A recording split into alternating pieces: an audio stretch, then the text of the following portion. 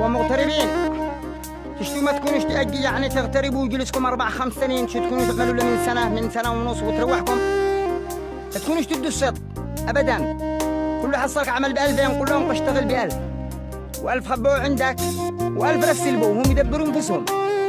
أما لديك الصدق حتى الجاهل يشتري تلفون، والمرأة كل يوم اسعافات وضيافات، والدلال حق الملابس النهاري والكسوارات بالباب، وعمتك هناك مصوعه، وخالتك هناك مهنجه راكنه، وجدتك هناك كذا، يعني بربع حسابهم على قدر الراتب حقك. لكن كون اخر لك حاجه عندك وقام بشتغل ب1000 و1000 خلوا عندك و1000 و1000 فوق 1000 فوق 1000، لجي اخر السنه ومعك حتى 10,000 تقدر عادك تروح. ونقول لهم تروح ولبس لك معوز وعادك بالمنفذ ولا شنين، توصل القريه ما حد يركن منك شيء، يقولوا مسكين علم الله بحالته، لا عشان سلف منه ولا عشان يشتي منه شيء ولا، واجازك ورجع الله يكون